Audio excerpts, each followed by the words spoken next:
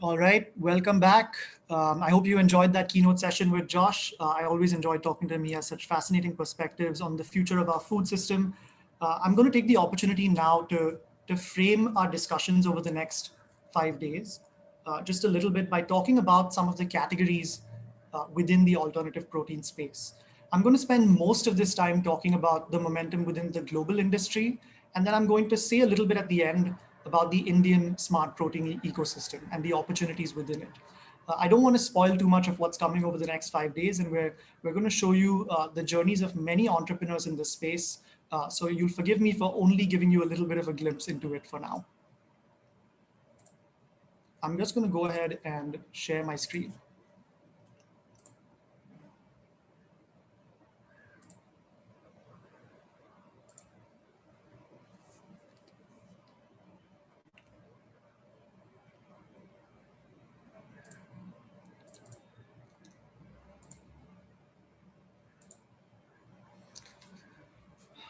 All right. So just to kick things off, this is the problem that we're talking about and what we're trying to address. As we've discussed over the last hour or so, the world's population is anticipated to increase only 30% over the next few decades, but the demand for poultry is going to increase a lot over that time, as well as other categories of meat and animal-sourced foods. The theory of change here is very simple. Across the entire smart protein or alternative protein industry, we're trying to give people what they want, but made in a different, better way. If we're able to make products that taste the same or better and cost the same or less, we will be able to leapfrog industrial animal agriculture in places like India. But there's a long way to go yet. Now, what those products are is a broad spectrum that fits into three main categories. We're talking about plant-based proteins, in particular plant-based meat and eggs and dairy. We're talking about fermentation-derived ingredients, and we're talking about cultivated meat. To start off with, plant-based meat is products that are made from plant or crop ingredients, but which are designed to replace animal-based meat. And because they're made from plant or crop ingredients, as we've discussed before, they're vastly more efficient and vastly less burdensome to the environment. Now, if you've been tracking this space at all, and unless you've been living under a rock, you probably know that over the last couple of years, plant-based meat has really taken off in a major way. Companies like Beyond Meat and Impossible Foods have scaled to a great degree.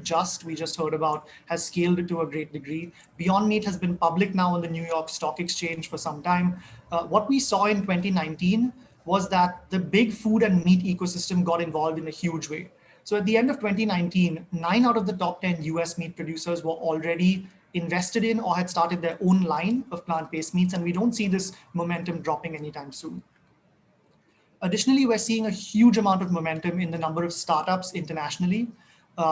Many of these startups, there are about 350 plus startups across the realm of plant-based meat that are making products globally. Many of them are concentrated within the US right now, but we're seeing a lot more momentum in Asia as well.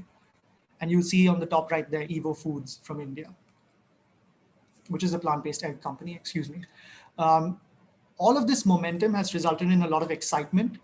Companies like UBS, JP Morgan, A.T. Kearney are making predictions that we're going to see a huge growth in the plant-based meat ecosystem over the next decade. A lot of these projections are, of course, centered on the US and Europe. But I just wanted to underline for everybody that it's still very early days in the ecosystem. So if you look at, for example, US venture capital investment into cannabis in 2019, it was higher than plant-based food investment, plant-based food as a basket investment by quite a multiple. Moving on to cultivated meat. Cultivated meat is meat that is made by farming animal cells instead of raising and slaughtering animals. So what the production of this looks like is you need the cells of the animal that you're looking to produce. So if you're producing a type of fish, you would need that fish. You need to then grow those cells or allow them to grow inside what's known as a fermenter or a cultivator. And then you need the cells to differentiate into different types of cuts like fillets and muscle cells and fat cells, etc. Now, the cultivated meat landscape is a relatively new area.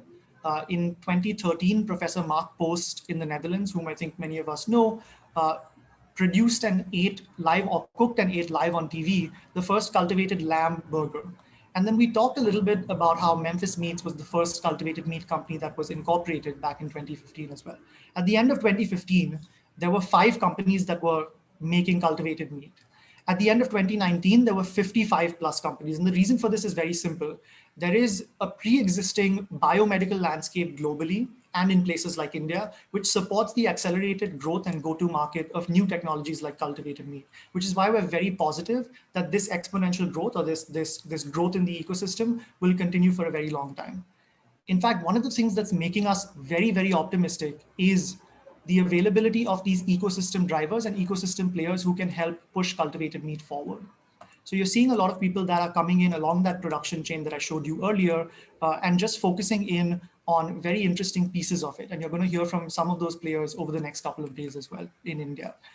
It's worth noting that even at the beginning of the COVID-19 pandemic, or in January rather, Memphis Meats announced a mammoth fundraise, and that was followed up by fundraising events for companies like Integriculture, Shiok Meats, and others that are really driving the industry forward.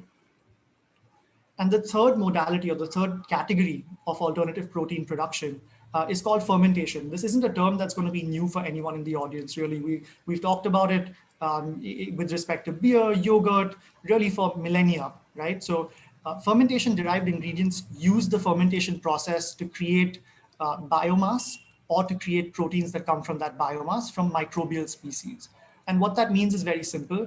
Either you're growing or producing the microbial species like fungi or algae, or you're using that as a production platform to get something else. Just to give you a sense of what some of the companies in this space are, because it's quite an emerging and interesting area of alternative proteins. We're talking about companies like Quorn, which has been around for decades. We're also talking about very exciting companies like 3F Bio, Nature's Find, and 3F Bio is going to be speaking at this conference. We're talking about Perfect Day, which has raised a huge amount of money and was also founded by Indians, just like Memphis Meats was by Uma Valetti. And we're talking about really interesting functional protein that is being used in other industries as well, like gelatin from Geltor or eggs from Clara Foods. It's worth noting that the funding landscape, as I mentioned to you earlier, has continued apace, or the funding momentum for this entire ecosystem has continued apace over the last few years. I would encourage everyone to dive deeper into this by going to our State of the Industry reports, which are available in the Summit Resources section. The thing to remember here is that fermentation is actually lifting all boats as a third key critical platform for the alternative protein sector. And finally, I just want to say that we've talked about these 3 categories, and we've done quite a whirlwind tour of these 3 categories, but it's important to remember that in a decade or a couple of decades, we're not going to look back on this time and perhaps think about the different categories, but rather just think about foods and what came out of those categories. So you might see, for example, the first cultivated meat companies that bring products to market will bring a hybrid plant-based and cultivated product to market. We're already seeing this with fermentation-derived ingredients being utilized in plant-based products. I'm going to take a quick breather there and just draw a line under all of that. And now we're going to talk a little bit blue sky, because the Indian all-protein industry or the smart protein industry is quite nascent relative to what's going on internationally.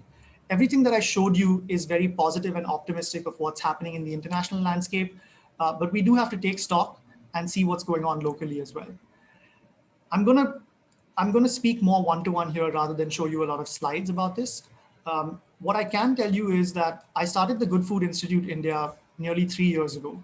And at the time, there were only a few companies that were already founded, putting products in the market, the likes of Good Dot in plant-based meats, whom you're going to hear about a little bit later, and Good Milk in plant-based milk, whom you're also going to hear about a little bit later.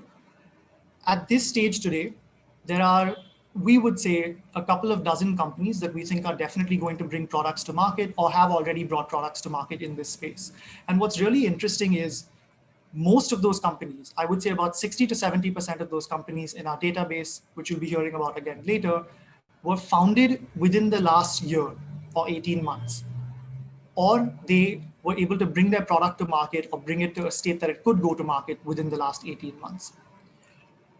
It's important to remember that there are still fundamental bottlenecks within the alternative protein ecosystem in India.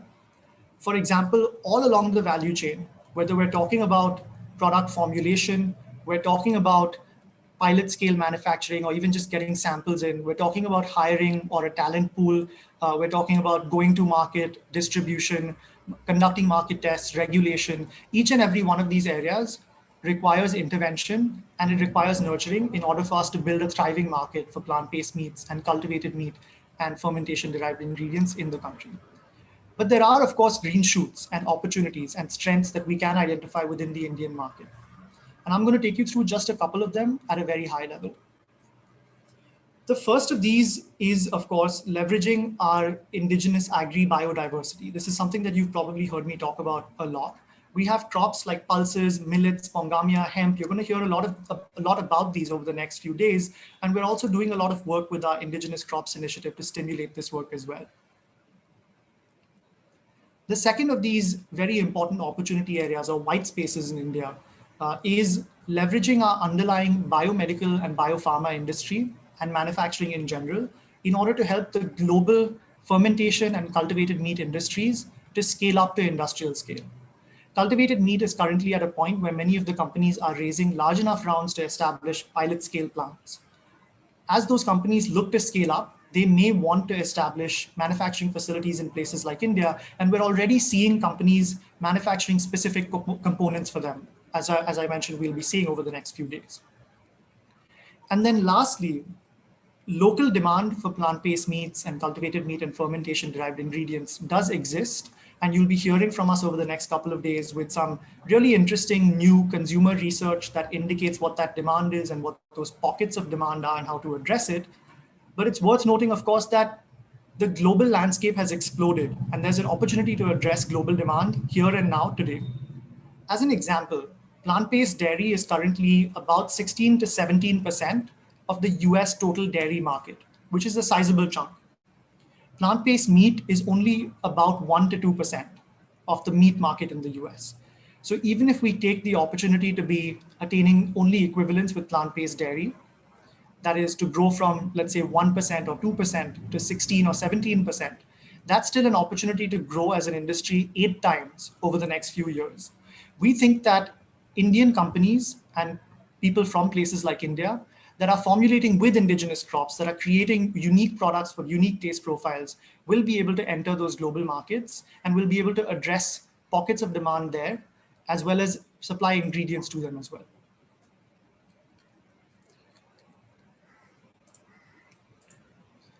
So with that, I'm going to call to a close this session that was quite a quick session about the state of the global industry and the Indian industry. And I'm going to hand it over next to our team, the GFI India team, to go through the corporate ecosystem as well as the startup ecosystem and talk through what the opportunities are therein by having conversations with some of the major innovators in this space. Thank you very much for attending, and I hope you enjoy the next sessions as well.